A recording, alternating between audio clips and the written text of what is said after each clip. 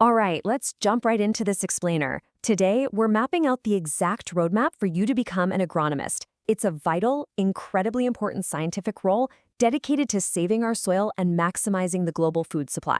Honestly, if you've ever wondered how on earth we're going to keep feeding the world while actually protecting the planet, well, this is the career right at the forefront of that mission. We've got a ton of ground to cover today. We're going to meet the agronomist, map out your educational pathway, and look at some top institutes. After that, we'll talk funding, see what life in the field is actually like, and wrap up with your expected salary and career growth. Section 1. Meet the agronomist. Who exactly is this scientist? So, think of agronomists as the ultimate earth hackers. They're innovative scientists obsessed with two big things: maximizing crop production and turbocharging soil health.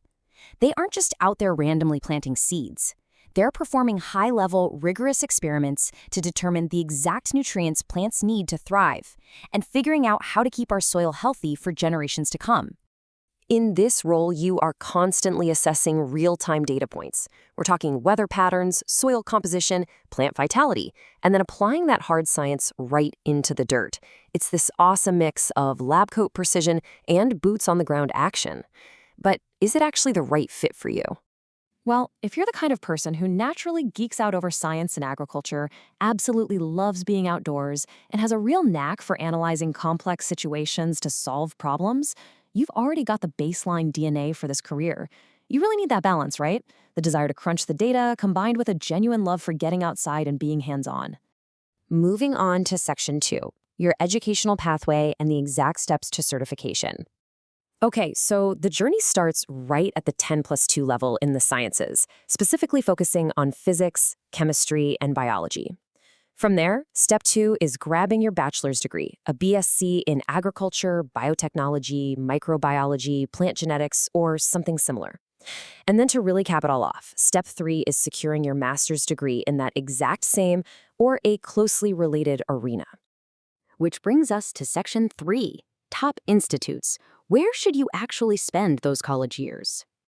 You've got some fantastic options all across the map here. If you're eyeing prestigious government spots, places like Banaras Hindu University in UP or Jawaharlal Nehru Krishi Vishwavidyalaya in MP are completely top tier.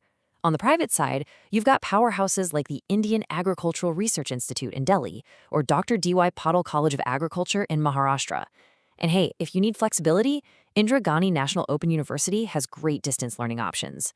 Basically, geography isn't going to hold you back. Section 4, funding your education. Let's talk fees and scholarships. All right, the big question. How much is this going to cost? Depending on the institute you choose, the approximate course fee is going to range somewhere between 10,000 to 3 lakh rupees. Now, obviously, these are estimates, and they'll bounce around a bit from school to school, but it gives you a very solid ballpark figure to plan for. But here is the really good news. You absolutely do not have to shoulder that burden alone. There's a massive safety net of financial aid available. You can hit up the National Scholarship Portal for central, state, and merit-based schemes. Need a loan? The Vidya Lakshmi portal is a fantastic, government-guided resource. Plus, certain states like West Bengal, Odisha, and Bihar offer low-interest student credit cards. Not to mention standard education loans are available from basically any bank out there.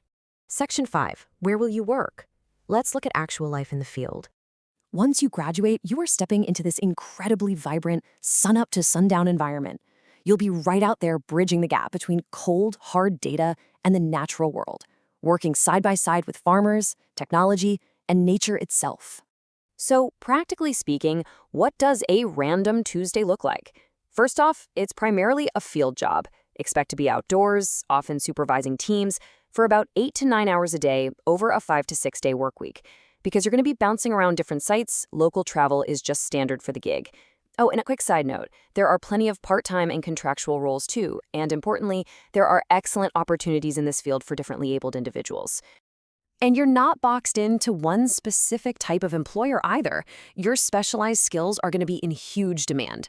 You could be working for agriculture cooperative organizations, massive government research institutes, NGOs focusing on sustainability, large-scale commercial farms, or even a cutting-edge private research company building the crops of tomorrow.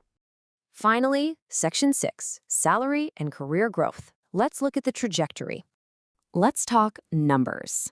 As an indicative baseline, your starting monthly salary as an agronomist can range from about 8,000 up to well over 85,000 rupees. And naturally, like in any industry, that number is going to scale up based on your experience, where you live, and who exactly you're working for. But here is the coolest part. Your career doesn't just plateau in the dirt. You can literally climb the corporate ladder from a starting agronomist all the way up to CEO. You go from agronomist to senior agronomist, maybe step up to head of engineering operations, then general manager, and yeah, eventually head of a company. Your science background basically becomes the ultimate launchpad for executive leadership. If you want actual proof of how high you can fly, just look at CJ Anthy. She knocked out her bachelor's, master's, and PhD in agricultural sciences back in 1992.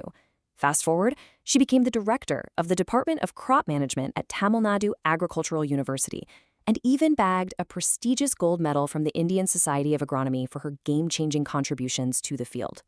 So, armed with this complete educational roadmap, a solid grip on the funding available, and a clear view of those amazing career rewards, the only question left is, are you ready to roll up your sleeves, analyze the soil, and actually help cultivate the future of our planet?